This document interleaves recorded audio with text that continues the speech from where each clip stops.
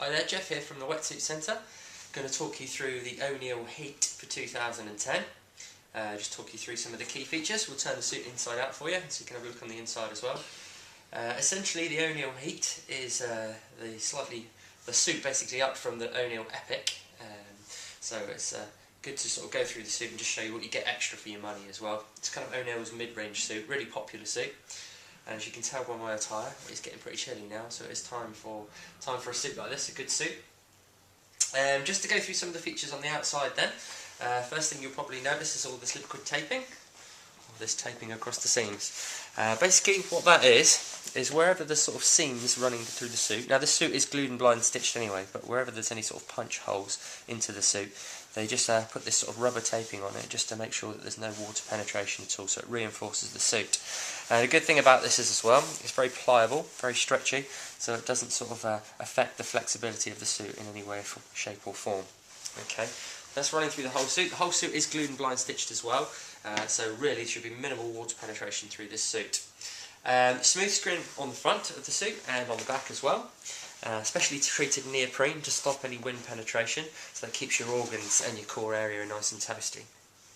Okay, further down you've got the Duraflex knee pads, quite common on most suits these days. It's just a really robust material that the manufacturers use to stop any wear through on your knees.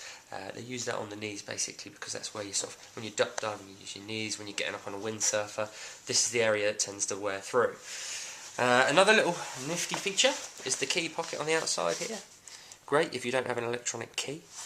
Basically you just pop that on there like a house key and thing if you're lucky enough to live near the beach. Okay, so that's essentially everything going on the outside of the suit. We'll turn it inside out in just a second. One thing I would mention though, which is probably what a lot of people ask in the shop, is just basically the key differences between this and the Epic. Now, in the Epic, you do get a glued and blind stitched suit, but you don't get the liquid taping, so that's one of the sort of extra features that you get. Okay, with the Epic you do get a super stretch neoprene, but you just get it in the upper body. Okay, and the rest of the legs and the core area is just the standard neoprene that O'Neill use. With the Heat, you do get that super stretch neoprene in the upper body, but it also runs right the way through to the midriff as well. So you get that real stretch right the way through to the core area there, and in the upper body as well. So the idea of that is to give lots of flexibility, which gives more time in the water, but also gives a better fit to the suit as well, which means it hugs to your body better, and it basically insulates you and keeps you warmer as well, more efficiently. You do get a slightly different neoprene. It's kind of like the one up from the standard neoprene that O'Neill use in the leg as well, so you still get an extra amount of stretch over and above the Epic as well. Okay, so those are kind of the key differences on the outside of the suit, but what we'll do, we'll turn it inside out for you, have a little look and see what's going on the inside. Okay, so here we have the inside of the O'Neill Heat for 2010. She's going to talk you through what's happening on the inside of the suit and make some sense out of all the different technology. First thing you'll notice is the red material, which is the O'Neill Ultra Flex Firewall material.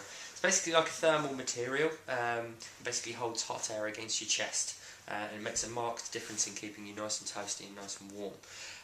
One of the big differences between this and the Epic is the amount of firewall that you actually get.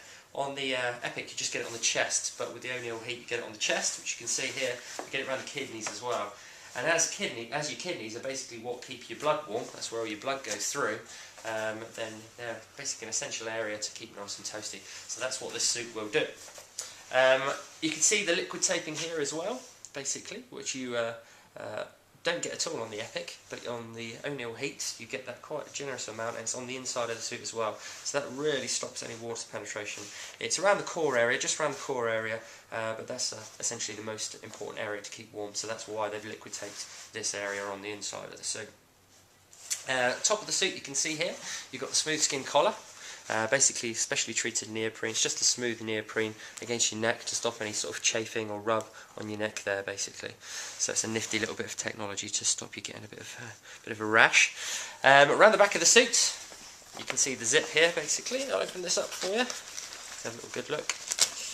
Now it's a specially made zip by O'Neill, and it's just so you can see the teeth there. Probably won't make a huge amount of sense on the camera, but basically what that means, it's an interlocking zip, so when the zip does up, it's the idea is it doesn't let any water through. one way that they sort of reinforced that as well was the outside of the suit. You can see where the neoprene's cut. It's cut right at the zip as well. So when you actually zipped it up, the two pieces of neoprene on either side of the zip will marry up perfectly, which stops any water trickling through the zip and into the back of the suit. It should just wash over basically, so you don't get any wash through there on your zip. Okay. So really, in a nutshell, that's everything that's going on the O'Neill Heat for 2010. And when you look at the video for the O'Neill Epic and look at the features for the Epic, for an extra 30 quid you get a lot more wetsuit basically, which should keep you a lot warmer. And for a mid-range wetsuit, this is a really fantastic value. I think a suit like this, with all these features, probably 4 or 5 years ago, would really be like a top-end suit, you know, really state-of-the-art. So for mid-100 quids, then that's what you're looking to spend, then this is really going to be a good suit to go for. If you're thinking about the Epic, but you're sort of contemplating spending a little bit more money, then I would say it's definitely worth paying an extra 30 quid, because you get a lot more for your money, basically. So without rambling on too much, that's everything going on with the O'Neill Heat for 2010. So get out there and enjoy.